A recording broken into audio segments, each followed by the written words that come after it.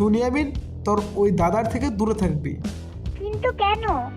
মুখটা বন্ধ করো। হ্যাঁ তুমি বলো। হ্যাঁ, তোমার দাদু কিন্তু আগে মৃত মানুষদের লাশ কাটতো। বাট কাহিনীটা ভুয়া। ইয়ামিন, তুমি একেবারে ঠিক বলছো। আর তুমি একবারও ঠিক বলছো।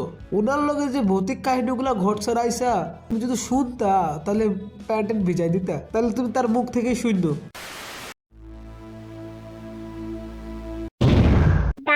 দাদু ভাই, শুনলাম তুমি নাকি আগে মৃত মানুষের পোস্টমর্টম করতা।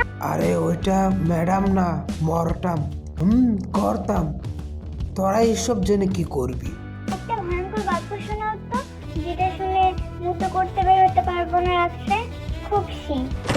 জোরে একটা কুত্তা ডাকলে প্যান্ট ভিজাই ফেলে, আবার ভয়ঙ্কর গল্প শোনাও? ওইটা আমার লাস্ট পোস্টমর্টম ছিল। তাহলে শুনো, তবে অনেক ভয়ের, কিন্তু শুনলে আবার ঘুমাতে পারবা না। এমনি বললো না, আমার হাত বুট বেড়ে যাইতেছে। তুমি মুখ বন্ধ করো। দাদু ভাই, শুরু করো। সেদিন আমি খুব ভোরে হসপিটালে যাই। শুনলাম মর্গে একটা লাশ এসেছে। ডাক্তার বলল আমাকে স্ট্রোকে মারা গিয়েছে রুগীটা। আমি মর্গে গেলাম, তারপর সেখানে লাশটি দেখলাম, কিন্তু দেখে মনে হচ্ছে না স্ট্রোক করেছে।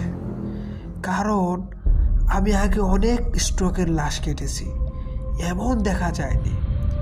আর শরীর থেকে বাজে একটা পটকা গন্ধ আসতেছে।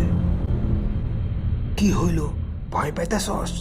ধুর না, আমি তো ইচ্ছে করেই জোরে জোরে নিঃশ্বাস চালাচ্ছি। তাহলে শোনো কি ঘটেছিল সেদিন।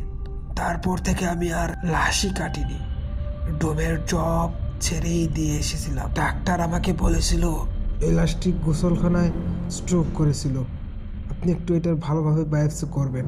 লোকটি স্ট্রোক করেছে, তাই ব্রেন থেকে স্যাম্পল নিতেই আমি খুলিটা ফাটে ফেলি, কিন্তু পরে ভাই বিশ্বাস করেন, এই মহিলাটার মৃত্যুতে না আমার কোনো দোষ নাই। এই বেডি শীতেই মরছে।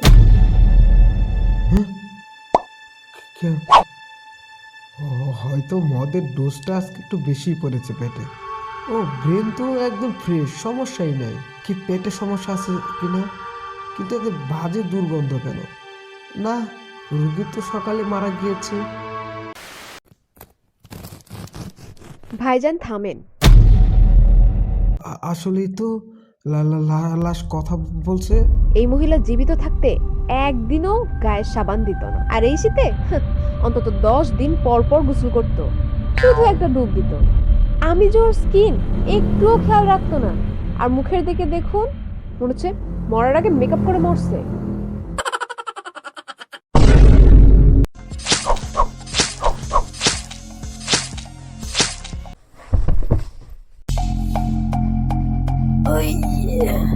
হ্যাঁ, এই শীতে বারবার টয়লেটে যাওয়ার ভয়ে 2-3 ধরে কিচ্ছু খায় নাই। এতটা গিদর কেউ থাকে? থাম পাকস্থলী, গোসল করবি না, খাবার খাবি না, ঠিক আছে, কিন্তু ঠিকঠাকভাবে তো পানিটা খাবি। এই ফাজিল বেডি মরছে তো মরছে, আমারে নিয়ে মরছে। আমারে ডোনেট করে দিলে এখন আমি দেশের বাইরে থাকতাম না, দূর তরে যাই। সব থাম, এখন কি উপায়? এখন আর কোনো উপায় নাই। এইবার শীতে আপনার পাকস্থলীকে অন্তত আর কোনো কষ্ট দিয়েন না। অন্তত ঠিকঠাকভাবে 3 বেলা পানি খাবেন। আপাতত সেলাই করে ফেলেন, উদয় কষ্ট দিবেন কেন লাস্টারে?